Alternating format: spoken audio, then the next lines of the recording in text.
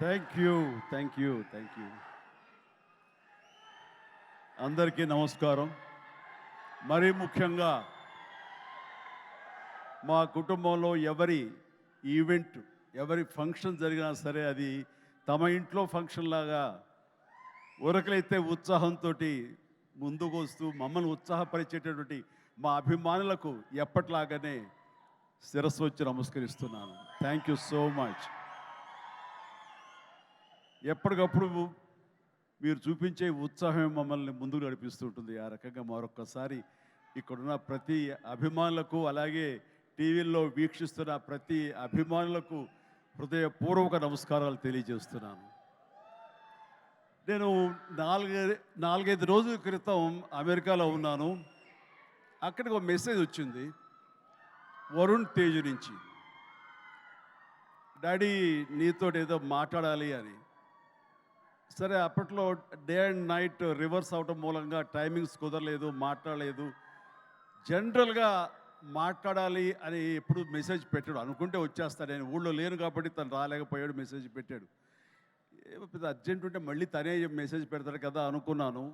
సరే, 3 days back 2 days back వచ్చేసిన తర్వాత మళ్ళీ ఫోన్ చేసి రావాలంటే ఏమై ఉంటుందని నాకు, ఎందుకంటే ఈ పిక్చర్ రిలీజ్ అవుతుంది, దీనికి ఒక ఈవెంట్ జరగబోతుంది అన్నది మైండ్లో లేక సరే రా అన్నాను.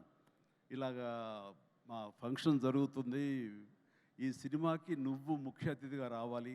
నాకు తెలుసు నిన్ను బయట వాళ్ళు పిలుస్తారు, నువ్వు వెళుతుంటావు, కొంచెం ఎంతో కొంత ఇబ్బంది ఉంటుంటుంది, అలాంటి ఇబ్బంది నీకు కలుగ చేయకూడదని చెప్పేసి ఎప్పుడు నేను అడగను. ఎప్పుడు ముకుందాకు వచ్చావో, తర్వాత ఇంకో దానికి వచ్చావో లేదో, అంతేగాని మళ్ళీ ఇన్నాళ్ళ తర్వాత నువ్వు వస్తే బాగుంటుందని. ఎందుకంటే నీలాంటి వ్యక్తి, ఇంత గొప్ప హీరోస్, మన బార్డర్లో ఫైట్ చేసేటువంటి హీరోస్ మీద ఒక సినిమా చేస్తున్నప్పుడు దాని గురించి 10 మందికి తెలియజెప్పేలాగా, 10 మంది మోటివేట్ అయ్యేలాగా మీరు కనుక ఆ ఫంక్షన్లో పార్టిసిపేట్ చేస్తే ఆ యొక్క రీచ్ వేరు. రండి అని చెప్పేసి పిలిచిన వెంటనే ఇది గొప్ప అవకాశం నాకు. అది నేను రావడం వాళ్ళకి అవకాశం కాదు. ఇలాంటి గొప్ప సినిమా గురించి, ఇలాంటి గొప్ప హీరోల మీద తీసే సినిమా గురించి, మన బార్డర్లో ఉండే మన కోసం, మన రక్షణ కోసం, మన సరిహద్దులో ఫైట్ చేసేటటువంటి వారియర్స్ గురించి ఇలాంటి సినిమా తీసినప్పుడు దాని గురించి 4 మాటలు చెప్పడం అనేది నాకు దక్కినటువంటి గొప్ప అవకాశంగా నేను భావిస్తుంటాను. అలాగా ఈ ఫంక్షన్ రావడం అనేది నాకు నిజంగా చెప్తాను చాలా గర్వంగా ఉంది. సో ఇందులో ఉండే పాయింట్స్ ఏమిటి అన్నప్పుడు, నాకు ఎప్పుడైతే పుల్వామాలో జరిగినటువంటి ఈ టెర్రరిస్ట్ అటాక్ ఉంది, అది ఒక బ్లాస్ట్ అయ్యి 40 మంది సిఆర్పిఎఫ్ వాళ్ళు చనిపోవటం చూసాము. ఇందాక లాస్ట్లో నేను లాంచ్ చేసిన సాంగ్లో చూసినప్పుడు నాకు ఆ విజువల్సే కనిపించాయి.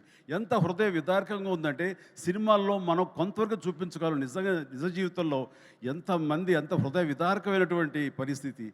అలాంటి ఫ్యామిలీస్కి, వాళ్ళకి ఆ చనిపోయిన వాళ్ళకి నివాళులు అర్పించేలాగా ఒక ప్రతీకారం తీర్చుకోవాలనే కక్షతోటి మన ఇండియన్ ఎయిర్ ఫోర్స్ చేసినటువంటి పెద్ద సాహసం, చేసిన యుద్ధమే ఈ cinema. If I'm right, I right? Yeah. So అది సరిగ్గా నేను అవును వరుణ్, నాకు అక్కడ ఒక్కసారి ఈ వ్యాలంటైన్స్ డే ఏంటి, ఏదైనా రొమాంటిక్ టచ్ ఉందా ఏంటి, ఇందులో ఏదైనా సినిమాని కమర్షియలైజ్ చేశారంటే లేదు. February 14th నాడు ఈ సర్జికల్ స్ట్రైక్ చోటు చేసుకుంది. కాబట్టి దానికి సినిమా పరంగా మేము పెట్టుకున్నటువంటి ఈ పేరు ఇది వ్యాలంటైన్స్, ఆపరేషన్ వ్యాలంటైన్స్ డే అని చెప్పేసి. వెరీ సెన్సిబుల్గా ఉంది, బాగుందని అన్నాను. ఆ తర్వాత ఈ సినిమా గురించి తను మాట్లాడుతూ, first of all Shakti Pratap Singh director. So అతను Rajasthan, you belong to Rajasthan? Yeah, he belong to Rajasthan. So అక్కడి నుంచి వచ్చినటువంటి యువకుడు, ఎంతో ఎంతూజియాస్టిక్ యువకుడు అనమాట. సో ఇక్కడ తెలుగులో అవకాశాలు బాగుంటుంది, కొత్త డైరెక్టర్స్ ఎంకరేజ్మెంట్ బాగుంటుందనే ఉద్దేశంతో ఇక్కడికి వచ్చాడా ఏమో తెలియదు. కానీ అతని గురించి నేను తెలుసుకున్నప్పుడు, అతను కేవలం ఒక కమర్షియల్ సినిమా చేసి కమర్షియల్ డైరెక్టర్గా పేరు ప్రఖ్యాలు సంపాదించేసుకుందాం, తెలుగులో డబ్బులు ఎక్కువ ఇస్తారు కాబట్టి ఇక్కడ ఉండిపోదాం, స్థిరపడిపోదాం అనే ఉద్దేశంతో రాలేదు. తను దీనికంటే ముందుగా ఈ దేశానికి సేవలు చేసేటటువంటి మన ఎయిర్ ఫోర్స్ వాళ్ళ మీద కానివ్వండి, నేవీ వాళ్ళ మీద కానివ్వండి, లేకపోతే ఇన్ఫెంట్రీ మన వాళ్ళ మీద కానివ్వండి, మిలిటరీ వాళ్ళ మీద కానివ్వండి, తను ఎప్పుడూ ఒక రకమైన రీసెర్చ్ చేస్తూ ఉంటాడు, వాళ్ళ జీవితాలు ఎలా ఉంటాయి ఏమిటని. ఆ నేపథ్యంలో తన సొంత డబ్బు 5 లక్షల దాకా ఖర్చు పెట్టి ఒక 20 నిమిషాల నిడివితోటి ఆ సర్జికల్ స్ట్రైక్ కానివ్వండి, ఈ వ్యవహారం అంతా తనకున్న నాలెడ్జ్ తోటో తన ఇన్ఫర్మేషన్ను గ్యాదర్ చేశాడు. ఆ ఇన్ఫర్మేషన్ తోటో ఒక సినిమాలాగా చేయడం మొదలుపెట్టి ఆ తర్వాత ఎయిర్ ఫోర్స్ వాళ్ళు చూపిస్తే కనుక వాళ్ళు ఆశ్చర్యపోయారు. ఈ సినిమా, ఈ షార్ట్ ఫిల్మ్ ఒక ట్రిబ్యూట్ లాంటిది.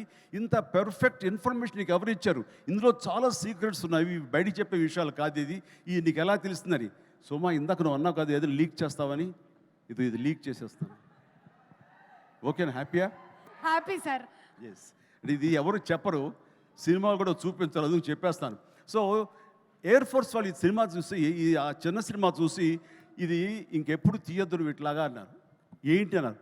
అసలు ఇలాంటివి సీక్రెట్స్ ఇవి అని నీకు ఎవరు చెప్పారు ఏంటంటే, నాకు ఉన్నటువంటి కొంతమంది స్నేహితులు వాళ్ళ దీంతో ఇన్ఫర్మేషన్ తీశాను సార్ అంటే, ఫెంటాస్టిక్. ఈసారి సినిమా తీసేటప్పుడు మమ్మల్ని అప్రోచ్ అవ్వు, మేము ఇంకా ఆథెంటిక్గా చెప్తాము, ఇందులో ఉండే ప్రతి ఇన్సిడెంట్, ప్రతి ఇది చాలా అధికారికంగా ఉంటుంది అంటూ వాళ్ళ దగ్గర కూర్చోపెట్టుకుని ఈ సినిమాకి కావాల్సిన కంటెంట్ని చాలా ఆథరైజ్డ్గా జరిగింది ప్రతిదీ యథార్థగాథగా వాళ్ళు విశదీకరించి విడమర్చి చెప్పినప్పుడు తను ఇన్స్పైర్ అయ్యి ఈ కథ రాసుకున్నాడు. దీనికి కమర్షియల్ హంగులు ఎలాగో ఉంటాయి మిమ్మల్ని అందరినీ ఉత్సాహపరచడానికి. సో ఆ హంగులతోటి ఈ కథ వినిపించగానే సిద్ధు ప్రొడ్యూసర్, అలాగే వరుణ్ తేజ్ ముందు ఈ కథ విని చాలా బాగుందంటూ సిద్ధుని పిలిచి నువ్వు చెయ్యి, మనం చేద్దాం అనుకున్నప్పుడు సోనీ వాళ్ళు కూడా ఈ కథ నచ్చి వాళ్ళు కూడా దీంట్లోకి జాయిన్ అయ్యి టుగెదర్గా వీళ్ళందరూ కలిపి ఈ సినిమాని తీశారు. ఇది ఆద్యంతం చాలా చాలా బాగా వచ్చిందని చెప్పేసి నేను వాళ్ళు చెప్తుంటే కనుక ఐ ఫెల్ట్ వావ్, ఇలాంటి సినిమాలు ఆడాలి. ఎందుకంటే మనం ఎంత సరే దేశభక్తి మనకి ఎంత ఉన్నా సరే ఇలాంటి సినిమాలు, ఇలాంటి కథాంశాలు వచ్చినప్పుడు ఒక తెలియని ఒక ఉప్పొంగిపోతుంది మనకి దేశభక్తి. అంటే మనం సాధారణంగా చూడండి, ఇంట్లో జనగణమన పాడగానే వినపడగానే మనం లేచి నిలబడిపోతాం. అది లోపల ఉన్నటువంటి భావాన్ని బయటికి వ్యక్తీకరిస్తుంది, బయటికి తెలియజేసేలాగా మనం మనోగతం అంతా ఒక ఉప్పొంగుతుంది. సో అలాగా ఇలాంటి కథలు వచ్చినప్పుడు ఖచ్చితంగా మనం రొమాంటిక్ సినిమాలు, ప్రేమ సినిమాలు, యాక్షన్ సినిమాలు చూస్తుంటాం, వాళ్ళని ఆదరిస్తుంటాం, వాళ్ళకి డబ్బులు ఇస్తుంటాం. కానీ ఇలాంటి సినిమాలు మన కోసం చేసినప్పుడు, ముఖ్యంగా యూత్ ఇలాంటి సినిమాలు చూడాలి. మన కోసంగా చలిలోనూ అక్కడ నిద్రాహారాలు లేకుండా ఎడారుల్లోనూ ఎలాగ కాపు కాస్తారు, ఎలాగ మనం రక్షిస్తారు అనేది ప్రతి ఒక్కరు చూడాలి. ఎందుకంటే ఈ సినిమా చూడటం అనేది మీ వినోదం కోసం ఒక పక్కన పెడితే, ఈ సినిమా అనేది ఒక ఎక్స్పీరియన్స్ అని మీరు పక్కన పెడితే, ఈ సినిమాకు సంబంధించినటువంటి అలాంటి రియల్ హీరోస్ వాళ్ళకి ఒక సెల్యూట్. ఈ సినిమా మనందరం చూడాలి, చూసి తీరాలి. అండ్ ఆ రకంగా ఈ సినిమాని ఎంతో రీసెర్చ్ చేసి చాలా ఆథెంటిక్గా తీయగలిగాడు అది శక్తి ప్రతాప్ సింగ్. సో అలాంటి శక్తిని నేను మనస్ఫూర్తిగా అభినందిస్తూ, ఇక్కడ ఇంకొక విషయం, శక్తి మన తెలుగు పరిశ్రమకి ఇంకొక చక్కటి మెసేజ్ ఇచ్చాడని నేను భావిస్తాను వ్యక్తిగతంగా. ఈ సినిమా రిలీజ్ తర్వాత హిట్, సూపర్ హిట్ అవుతుంది వేరే విషయం. బట్ ఈ సినిమా రిలీజ్కు ముందే హిట్ అయ్యేలాగా తను చేసినటువంటి ప్రొడక్షన్ వాల్యూస్ అంతా ఇంత కాదు. ఎందుకంటే ఈ సినిమా కేవలం 75 డేస్లో తను తీయగలిగాడు. అలాగే budget with in the rich, చాలా తక్కువ బడ్జెట్లో, రీజనబుల్ బడ్జెట్లో చేశాడు. ఎవరైనా ఈ సినిమా చూస్తే కనుక, ఈ రిచ్నెస్ చూస్తే కనుక, ఆ ఎక్విప్మెంట్ కానీ, ఆ ఫ్లైట్స్ కానీ అవన్నీ కూడా ఫ్లై అయ్యేలా తీశారంటే అది నిజంగా వాళ్ళు విన్నటువంటి బడ్జెట్లో అది ఆషామాషి విషయం కాదు అది. సో ఆ రకంగా సినిమా రిలీజ్కి ముందే తను సూపర్ సక్సెస్ అయ్యాడు శక్తి అని నేను మనస్ఫూర్తిగా నా అభినందనలు తెలియజేస్తాను. ఇది చాలామందికి ఒక మోటివేషన్ అవ్వాలి, చాలామందికి ఇది ఇన్స్పిరేషన్ అవ్వాలి. సో డబ్బు ఖర్చు పెడితేనే కాదు రిచ్నెస్ వచ్చేది. రిచ్నెస్ ఎలాగొస్తుందంటే మన థాట్ నుంచి వస్తుంది. ఎలా తీస్తే, తక్కువలో ఎలా తీసి ఎలా రిచ్గా చూపిస్తే అటు సినిమా రిచ్గా ఉంటుంది, ఇటు నిర్మాతలు బాగుంటారు, అన్ని రకాలుగా సినిమా ఇండస్ట్రీ ఫ్లరిష్ అవుతుంది. అది కూడా దృష్టిలో పెట్టుకోవాలి. ఆ రకంగా శక్తి ఈ మన తెలుగు పరిశ్రమలో యంగ్ డైరెక్టర్స్కి వాళ్ళందరూ కూడాను ఒక చక్కటి మెసేజ్ ఇచ్చాడని మనస్ఫూర్తిగా నేను భావిస్తాను, నమ్ముతున్నాను. అదే రకంగా అతను నేను మనస్ఫూర్తిని అభినందన తెలియజేస్తున్నాను. ఇక ఇందులో చాలా స్మార్ట్గా ఒకప్పుడు నాకు డైనీ కనిపిస్తున్నాడు ఈ షతాఫ్ అండ్ వండర్ఫుల్. నాకు ఒకసారి డేనీ డొంజోంగ్పా ఉన్నట్టుగా ఉన్నాడు ఆయన. ఆయనకి ఈ సినిమా తర్వాత తెలుగు ఇండస్ట్రీలో మంచి అవకాశాలు వస్తాయి. So all the very best. God bless. అలాగే ఇంకా నవదీప్ ఉన్నాడు. నవదీప్ చూసే మా ఇంట్లో రామ్ చరణ్, రాణా, వరుణ్ వీళ్ళలాగానే తను కూడా చాలా అల్లరోడు, కానీ చాలా సినిమా వరకు చాలా బుద్ధిగానే ఉంటాడు. అండ్ వాళ్ళ ఫ్యామిలీ అంతా నాకు తెలుసు, వాళ్ళ అమ్మగారు వాళ్ళందరూ కూడా నాకు బాగా పరిచయం. ఆ రకంగా మా కుటుంబ సభ్యుడిగా నేను భావిస్తుంటాను. ఈ సినిమాలో నాకు ధ్రువలో తన పెర్ఫార్మెన్స్ చాలా బాగా నచ్చింది ఈ మధ్యకాలంలో. అలాగే ఈ సినిమాలో కూడా చాలా చక్కటి క్యారెక్టర్ చేస్తుంటానని నేను భావిస్తాను. ఇంకా మంచి క్యారెక్టర్స్, ఇంకా నువ్వు వెరీ స్ట్రాంగ్ హీరోగా ఉండాలి నా కోరిక. అసలు హీరోగా ఉన్నటువంటి ఆ లక్షణాలు అన్నీ ఉన్నాయి. బట్ వస్తుంది అవకాశం, చేద్దాం. అండ్ దెన్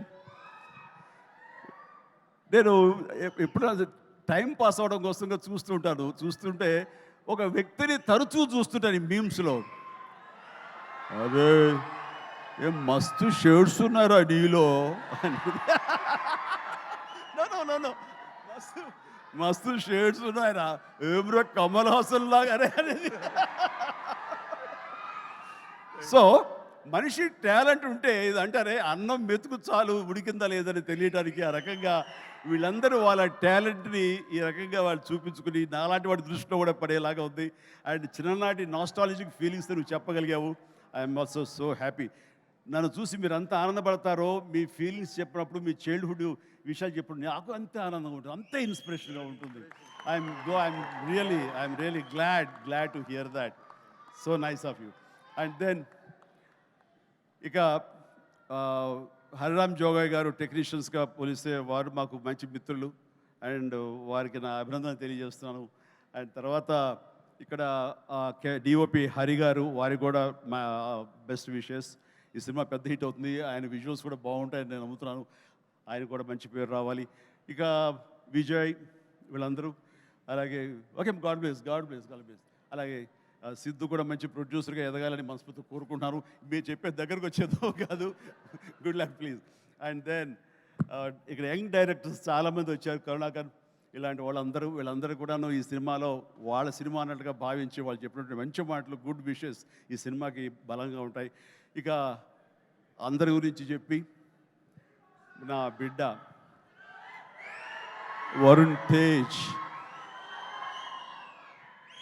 చిన్నప్పుడు సరే అందరూ ఒకే చోట తిన్నాము, ఒకే చోట పెరిగాము, ఒకే చోట పడుకున్నాము. వాళ్ళ జీవితం అంతా నాతోటే. అండ్ వాళ్ళు ఏది అవ్వాలని సరే వాళ్ళని అది అవ్వనివ్వకుండా చేశానేమో. రోజు నేను మేకప్ వేసుకుని నా సినిమాలు చూస్తూ, నా ఇంట్లో కాస్ట్యూమ్స్, మేకప్ ఇవన్నీ చూసి వాళ్ళు ఇంకో రకంగా ఆలోచించలేకపోయారు. అందుకనే వాళ్ళకి ఏం చేయాలా అన్న ఆలోచన, ఒకవేళ చదువు అయిపోయిన తర్వాత యాక్టర్ కాక ఇంకెందుకు మనం అనేది అనుకున్నారేమో. నా దగ్గర చెప్పగానే నేను ఇలాంటి వాటిలో చాలా ఎంకరేజ్ చేస్తాను. ఎందుకంటే film industry the best film industry. నేను దీన్ని చాలా గౌరవిస్తాను. ఇది కళామ తల్లి అని నేను భావిస్తుంటాను. మనం ఎంత గౌరవిస్తే ఆ ఫిల్మ్ ఇండస్ట్రీ మన అంతగా ఆదరిస్తుంది, హక్కును చేర్చుకుంటుందని బలంగా నమ్మేవాడు నేను. కాబట్టి ఇలాంటి ఇండస్ట్రీకి నా బిడ్డలు వస్తే కనుక అంతకంటే కావాల్సింది ఏముందంటే ఎంకరేజ్ చేస్తాను. వచ్చిన దగ్గర నుంచి నన్ను ఇన్స్పిరేషన్గా తీసుకున్నాడా, ఇంకెవరిని తీసుకున్నాడో ఏమో కానీ ఈ పరిశ్రమకు వచ్చిన తర్వాత నుంచి నన్ను ఫాలో అవటం లేనే లేదు ఎప్పుడు. అది గుడ్. నేను దాన్ని హర్షిస్తాను. తను ముందు నుంచి కూడా చేసిన ప్రతి సినిమా డిఫరెంట్ జోనర్. నాకు తెలిసి ఇలాంటి యంగ్స్టర్స్ ఎవరికి కూడా రాని అవకాశం, మా కుటుంబంలో ఉన్న ఇతర హీరోస్ కూడా రాని గొప్ప అవకాశం వరుణ్ తేజ్కి వచ్చింది. అది కేవలం అవకాశం రావడం కాదు, అవకాశం తను క్రియేట్ చేసుకున్నాడు, దాన్ని అందిపుచ్చుకున్నాడు, ప్రూవ్ చేసుకున్నాడు, మీ దీవెనలు పొందాడు. ఈ రోజున ఈ స్థాయిలో ఈ స్టేజ్ మీద ఇలా ఉన్నాడు. అంటే ఉదాహరణకి ఫస్ట్ ఫిలిం ముకుంద చూస్తే ఒక రూరల్ లవబుల్ బాయ్.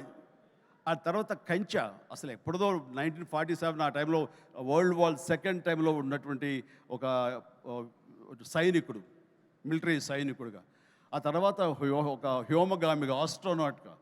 అలాగా ఇంకో సినిమా ఒక గద్దర్ గణేష్, అది నాకు చాలా ఫేవరెట్ గెటప్. అది చూస్తే కనుక పెర్ఫార్మెన్స్ అది చాలా డిఫరెంట్గా చేశాడు. నా ఫేవరెట్ ఫిల్మ్ అది వరుణ్లో. అండ్ తన స్టైలు, హెయిర్ స్టైల్ దగ్గర నుంచి నడక, ఆంగికం, గెస్చర్స్ ఇవన్నీ కూడా చాలా డిఫరెంట్గా ఉంటాయి. ఆ సినిమా కానివ్వండి. ఆ తర్వాత ఇక ఎన్ఆర్ఐ చేసినటువంటి ఫిదా కానివ్వండి, లేకపోతే లోకల్ సోఫిస్టికేటెడ్గా ఒక లవర్ బాయ్గా చేసిన వాళ్ళ బాబాయ్ ఇన్స్పిరేషన్ తోటి చేసిన తొలి ప్రేమ కానివ్వండి. అలాగే లేటెస్ట్ ఫిల్మ్స్ వరకు కూడాను ప్రతిదీ చాలా ప్లాన్డ్గా తను చేసుకుంటూ వచ్చాడు, సక్సెస్ఫుల్గా చేసుకుంటూ వచ్చాడు. ఆ ప్లాన్లో ఒక భాగమే లావణ్యని కూడా కట్టుకున్నాడు. అది సో ఆ రకంగా ప్రతిదీ వెరీ వెరీ సక్సెస్ఫుల్ స్టెప్స్ వేసుకుంటూ అన్ని జోనర్స్ యొక్క టచ్ చేస్తూ ఈ 13 తను చేసిన 13 సినిమాలు ప్రతిదీ వైవిధ్యమైన సినిమాలు చేసుకుంటూ ఎవరికి రానట్టు డిఫరెంట్ జోనర్స్ చేయగలిగాడంటే నేనేదో రొమాంటిక్ హీరో, నేను యాక్షన్ హీరో, కేవలం ఇలా చేయాలి అన్నది కాకుండా డిఫరెంట్ సినిమాలు చేసుకుంటూ వచ్చాడు. అందులో నేపథ్యంగా ఫస్ట్ టైం అంతకుముందు గాజీ అని నేవల్ సినిమా వచ్చింది, సబ్మెరీన్ బేస్ చేసుకుని రాణా యాక్ట్ చేసింది. ఆ తర్వాత ఎన్నో మిలిటరీ బేస్డ్ సినిమాలు వచ్చి ఉంటాయి, ఉన్నాయి కూడాను. కానీ air strike, surgical strike, air force మీద సినిమా మాత్రం మన తెలుగులో ఇదే మొట్టమొదటి సినిమా. ఇలాంటి సినిమా రావడం అన్నది విజువల్ ఇంపాక్ట్ ఉంటుంది, మీ అందరికీ విజువల్ ఫీస్ట్. ఎందుకంటే ఈ మధ్యకాలంలో నేను లాస్ట్ ఇయర్ వెళ్ళినప్పుడు